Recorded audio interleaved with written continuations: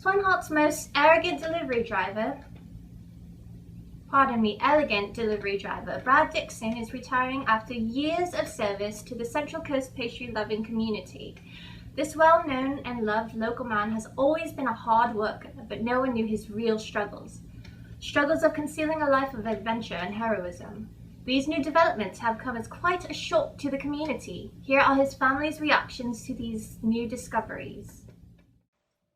Hi Jackie, my name's Jolene. Thanks for taking the time to meet with us today. I just wanted to say, I realized that my dad was a little different when I was about 11. We took a trip to Oregon as a family, and we had been on the road a few hours when he insisted on turning around to go home to get his shaver. I realized at that time that my dad was not really a Swinhart's delivery man. There was much, much more to him. More adventure, more heroism, just much more. Hi, I'm JJ. I am Jolene's husband and Brad's favorite son-in-law. When I asked him if I could marry Jolene, his favorite daughter, it was like he already knew. But it was obvious to me at that time that he wasn't just a regular man. Laura, and I'm Brad's youngest sister and the youngest of all the Dixon siblings. Because I was the youngest, I wasn't always told what my siblings were up to, but I was aware, even as early as 6, that there was something different about Brad somehow. I couldn't quite put my finger on it, but now that I know, it all makes sense that he was honing his skills. So even as a teen, he could envision and create unique things. And here at the house that we grew up in, there's still remnants of that. If you look up here, there's a zip line that he used to escape the tree house when he was being chased. The other thing I remember about Brad is that he would spend hours and hours in secrecy in his room in the garage, and he claimed to be tying flies for fishing. But looking back, I'm not so sure. He used to say this word over and over, Fenwick, Fenwick, and even sometimes had me repeat it in this weird accent, something like Fenwick. So I think now that it was probably some sort of secret code, but I had no idea at the time.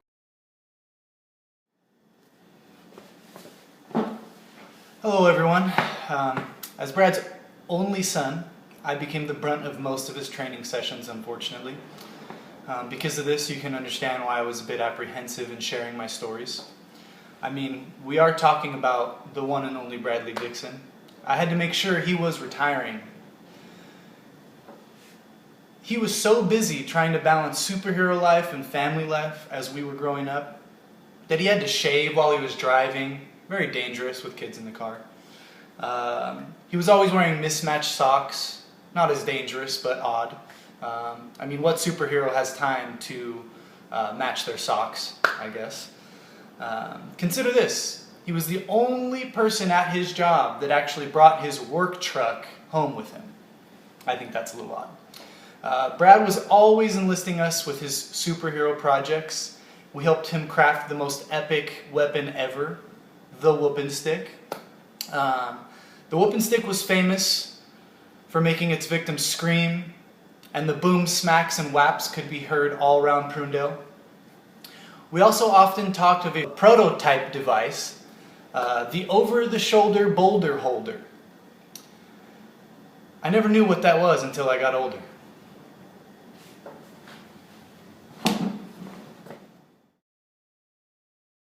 As a child, when your dad tells you something, you believe it without question. I know I did, at least. I really thought that when we were racing home, we were really just racing our mom home.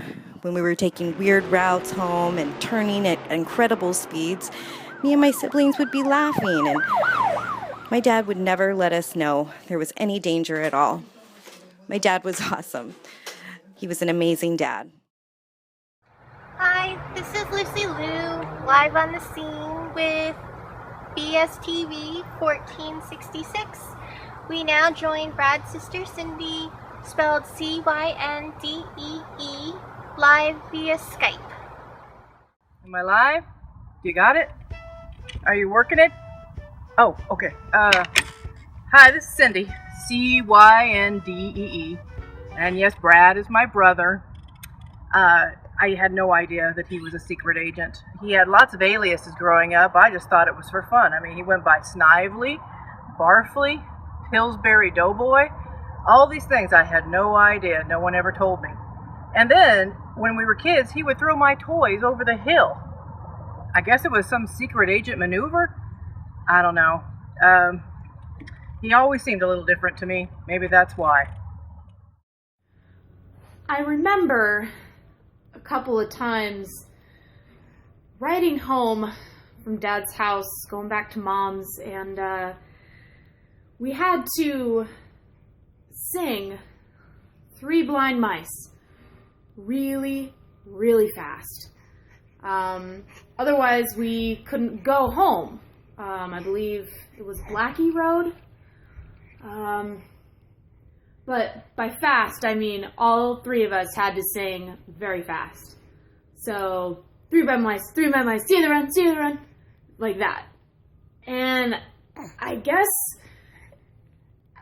I really don't know what the reasoning was behind it, but being a secret agent, I'm sure that there was a deeper meaning behind a lot of the things that Dad did.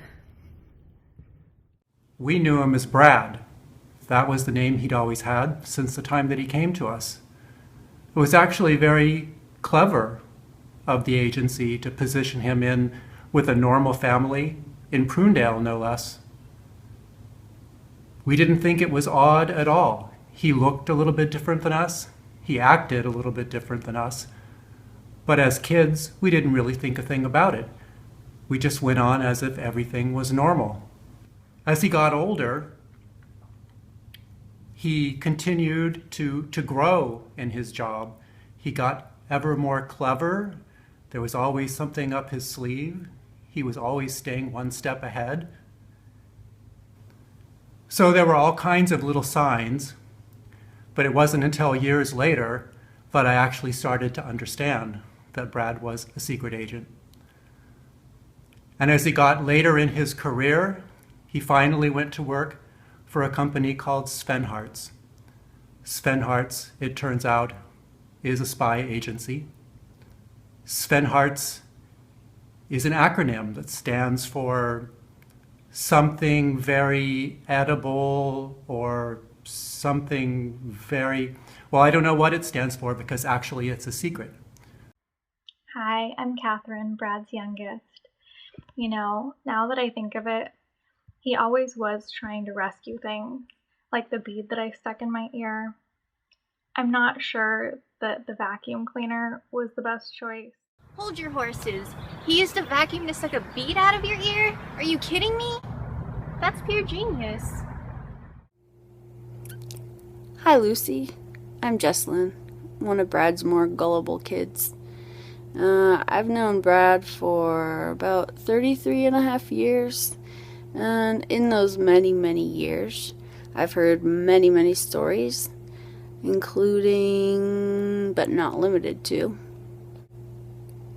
booger collections, really, really big fish, fanny wiggling contests, buckets and buckets of rocks, the native woman who jumped off a cliff because her dad didn't want her to marry a white man,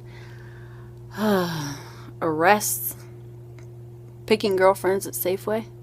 But out of all these stories, I'd say the one that sticks out in my mind the most was the day I got home from school.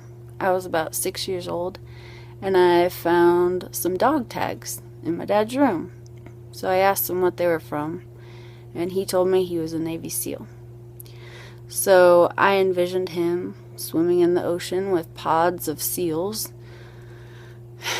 calling out to each other in casual conversation.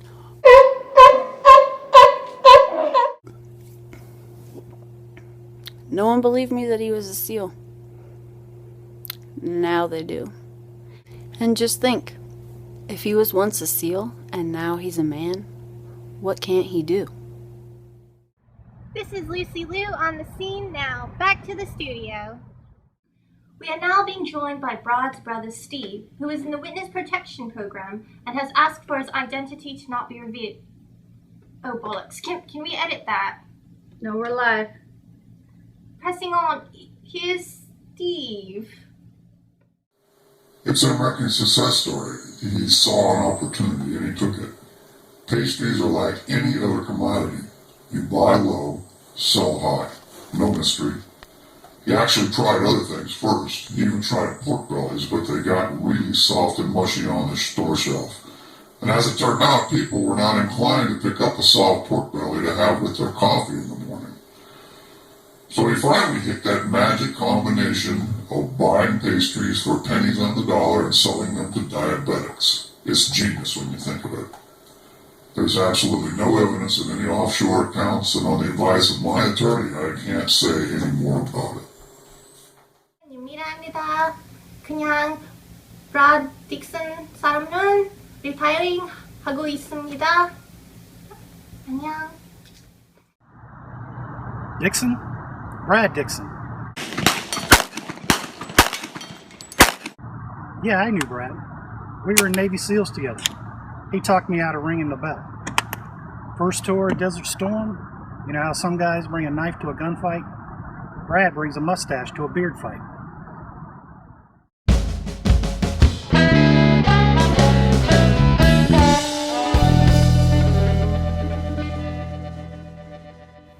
Oh wow, that's really nice. There you have it, blokes. Brad Dixon, also known as the modern day Indiana Jones. Once a zero, now a hero. Good night and happy retirement. Hello, hello, hello. What is retirement? It's called staying home. He's been training me for years. Did you just fart? This will be a yucky video. Congratulations, Brad, or whoever you are. It's been great, and I hope you enjoy. Have a good retirement. We're at the beach right now. We just wanted to say we love you and have an awesome day and enjoy the time and lots of fishing and lots of camping and lots of outdoor adventure things. Love you. Enjoy the adventure, Brad. Come and see us soon. Bye. Bye.